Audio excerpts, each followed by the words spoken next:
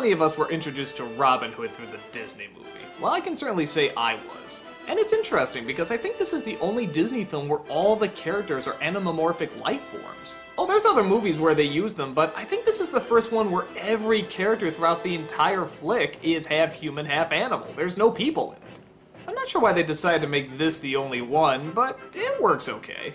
Having Robin Hood as a fox is a clever idea. Little John as this gigantic bear, that works out pretty well. And the others lend their way to a lot of creative jokes also.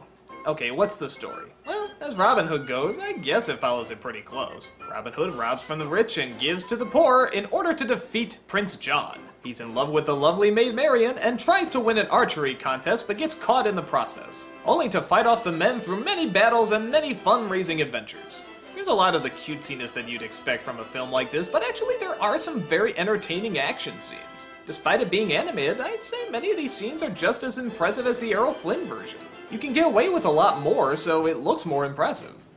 Robin is pretty much your very basic nice hero, and Maid Marian is very much your very typical nice maiden. Just a nice little romance to soak up the kids' attention. They stay in their basic roles, and I guess that works out okay. Though have you ever noticed that Maid Marian just disappears in the last third until they get married? Couldn't they at least have a scene where he says goodbye to her before he goes off to adventure, or maybe she's helping out with the scheme, or maybe she's watching him as he's running away? I don't know. She had so many scenes before, why just cut her out of the third act? Well, anywho, the villain is Prince John, and he's a very fun comedic villain, especially when working off of his sidekick, Hiss.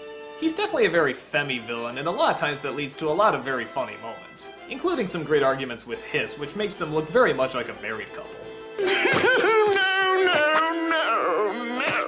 I knew it. I just knew this would happen.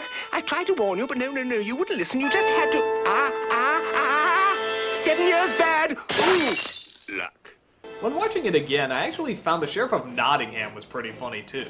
He's just such a bastard in the various ways he'll find to rip people off.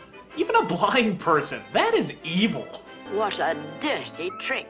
The climax is one of the best in Disney history. I know that's weird seeing how they're all cutesy animals, but it's a really suspenseful climax. The first half of it is done very much in silence. A lot of whispering, a lot of quiet music, a lot of sneaking around. And then once the cover is blown, it's just fast-paced action throughout the rest of it.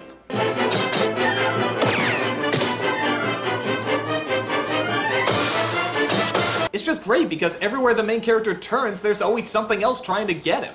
He just cannot get a break throughout this entire scene. You got arrows flying at him, axes, henchmen, fire, and it just keeps building higher and higher throughout the castle. It's a really good setup. Shoot him!